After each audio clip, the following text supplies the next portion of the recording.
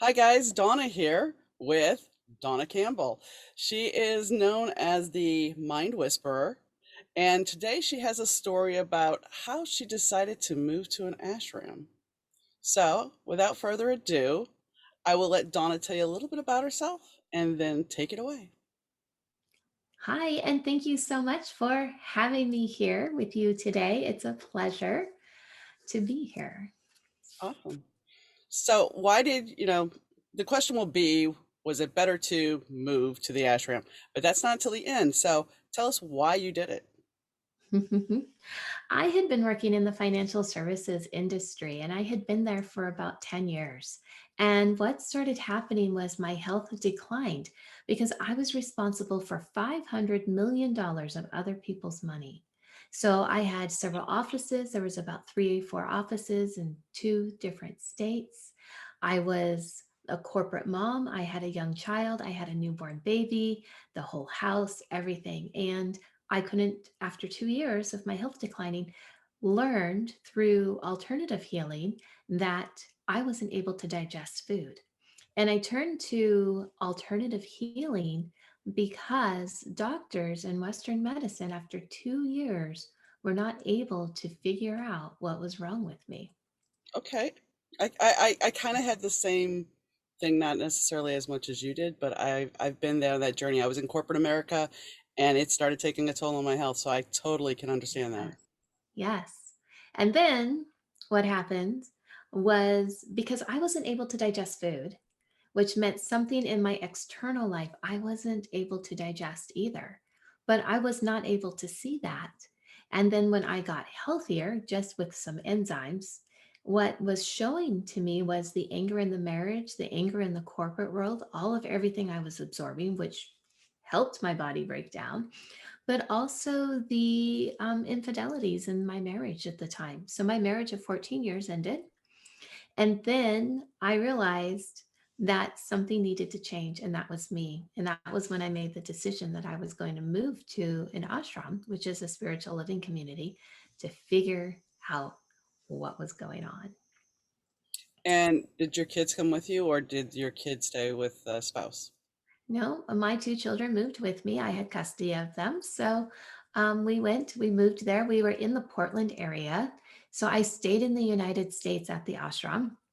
And I was able to maintain my job for a while in the corporate world, but I I just couldn't do it and couldn't keep up because I was learning so much more about meditation. And I started studying physics and brainwave patterns and experiencing a whole different way of life.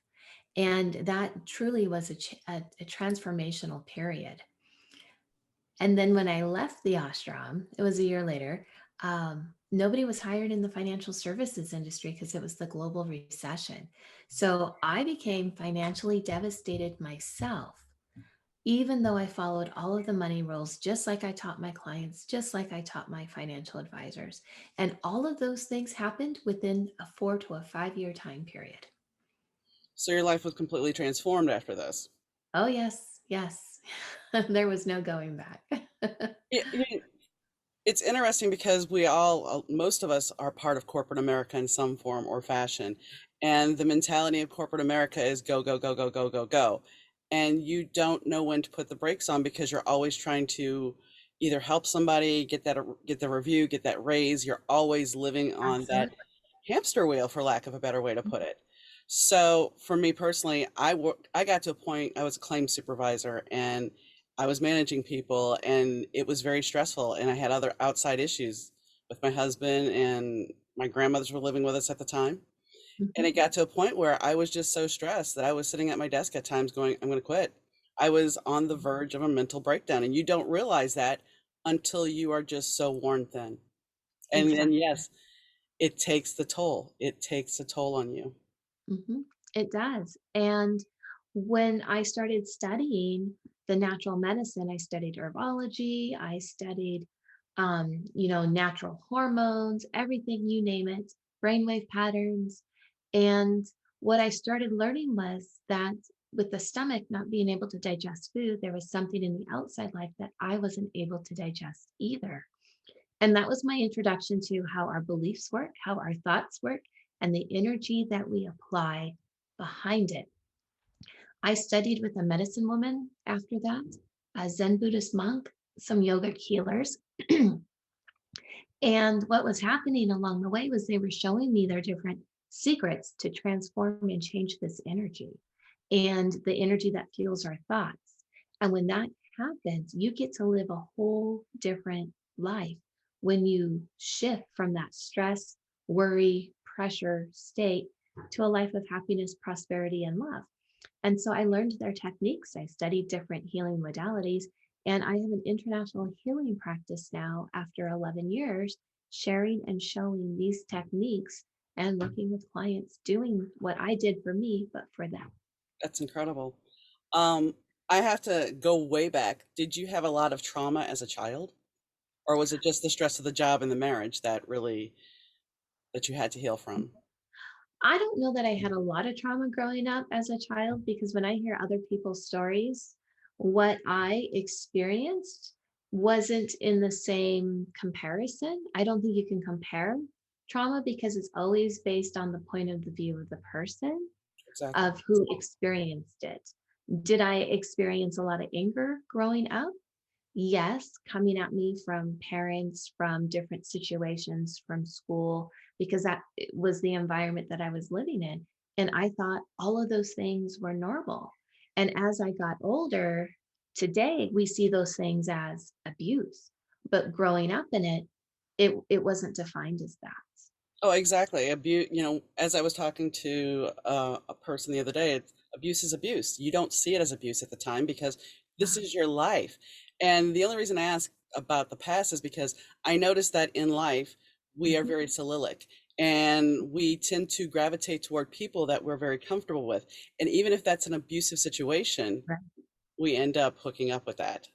Right. You're absolutely right. And that's what happened with me because our subconscious records events. And then as it records all of the events, moment by moment, it assigns the feelings that you feel in the moment. So it creates a mind loop and a tape to play in the background continually. And that's how our behavior patterns are modeled. And the environment that I grew up in, yes, with the anger and everything, me thinking it's normal, experiencing it, it got me into right after I left the ashram, an abusive relationship, which I thought was normal. And it wasn't until he became physically violent and I had to leave. Wow. And, um, but yet to him, that was also normal because I attracted that into my life because I didn't know any different. I didn't learn any different. And I didn't definitely understand how our emotions and feelings are the attractor for the experiences we have. And I have to ask this. So, because you get to a point where you've healed and you feel good.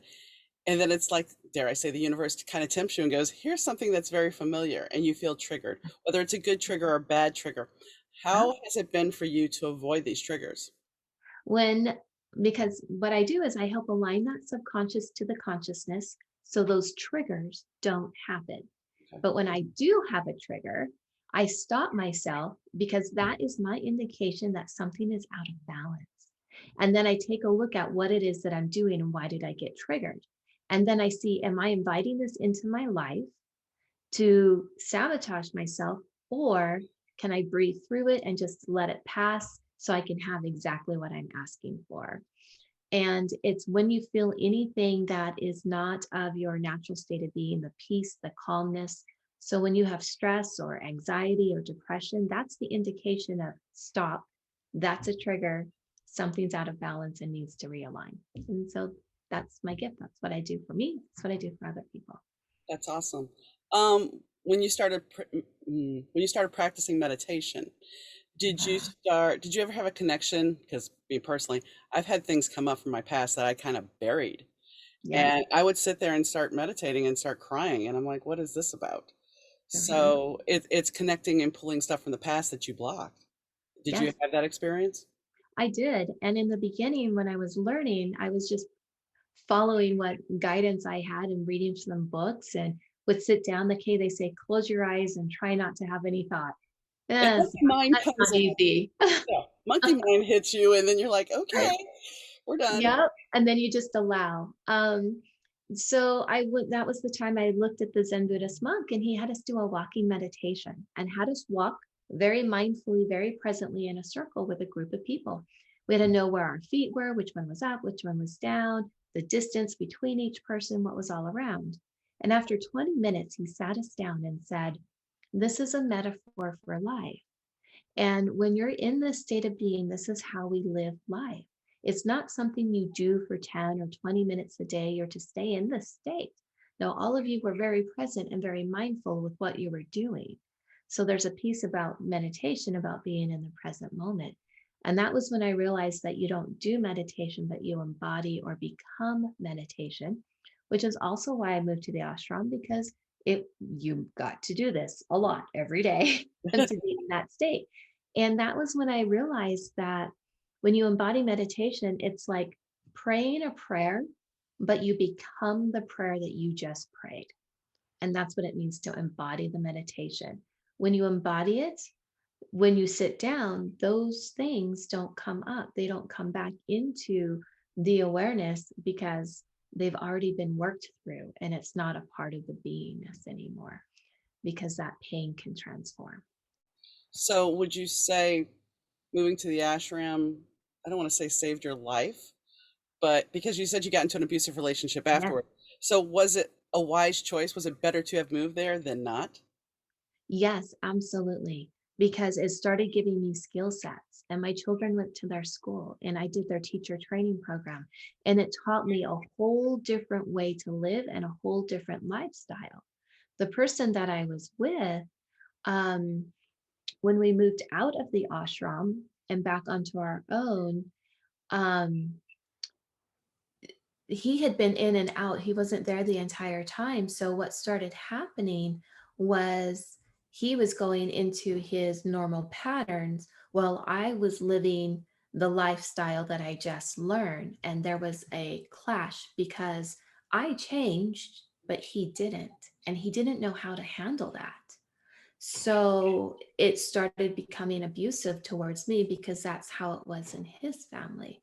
Before that, for me, we got along fairly well and fairly great. But after, because I went through that transformational process, it changed. And that was still some of the very, although the most painful moments of my life, some of the very best lessons because it allowed me to be where I am at today. And there was a gift in it. And without it, I would not have written a book. I would not have be out public speaking. I would not be doing the healing and helping other people go through their process without my own experience. So there's always a silver lining in everything that you've always gone through. There's always a gift in it. I agree 100% on that. Um, Going there, did it teach you how to raise your kids differently and It embrace did. your kids differently? It did. It taught me how to empower them rather than enable them. And it taught me, for example, when the morning to be mindful, how to start your day with yoga, start your day with meditation. That's what they did at the school. How to share in a space without being in each other's space. And then when that happens, there's no tension, there's no stress. How can five people be in a room at the same time and yet not feel like they're on top of each other and do your own activity and have your space? It taught me how to be an observer so the child can make their own decision about them and who they are without seeking outside validation. So if they drew a beautiful picture and you loved it, and they come to you and go, "Hey, mom, do you like my picture?" You point out, "Well, yes, the sky is blue and the grass is green, and then what do you think about the picture?" And then they'll tell you what they like, which is empowering them and making their own decisions. And I've raised my children from that way that day since, and they're amazing today because of that experience of who they And you're are. and you're giving them their voice. The one Uh, last question, because I know you have short time frame, and I appreciate you taking the time to do this. So when you started transforming, I know the relationship itself wasn't good, but what about your friends? Did the transformation did you end up losing friends because you decided to transform into becoming more empowered for yourself? Mhm. Well, it was really interesting being in the corporate world and then, of course, the family and everything with the amount of time that you worked. You didn't have a lot of time for friends. And the friends that I did have were people that worked with me in the industry. And they all know I went to the ashram. The two that I kept, there's still one I'm in contact with today, but it opened up the doorway for me to have friends. Whereas before, all of the time was consumed. There wasn't time to have friendship. And the people that I know from my past, I still am in contact with them today, even through social media, because we got reconnected.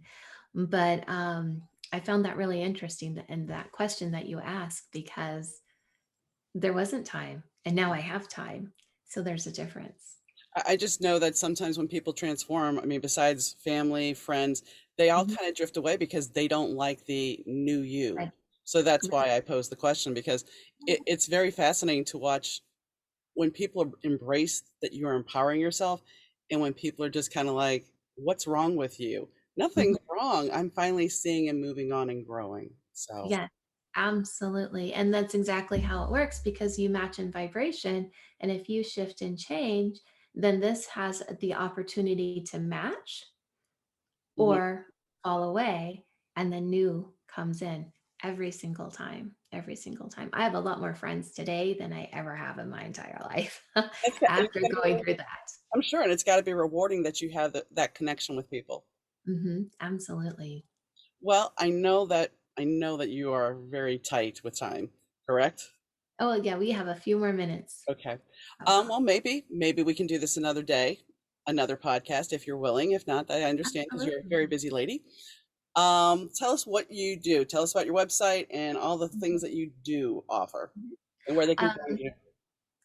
because of all of the skills and the techniques that I've learned and how to help other people empower them to realign their inner balance to gain infinite prosperity. And prosperity is all things in life. And with the techniques that I've learned from all around the world, I've gotten to be known as the mind whisperer because of that instantaneous change to get those instantaneous results. And I help people in three different categories: health, wealth, or relationships, because those are the three categories I went through. And all around the world, that's what people want to have better in their life. And you can find all about me and what I do and how I do it at my website, donnacampbell.com. Okay. Well, thank you for joining us. I really do appreciate this, and hopefully we'll chat again. Yes, and thank you for having me. It's been a pleasure.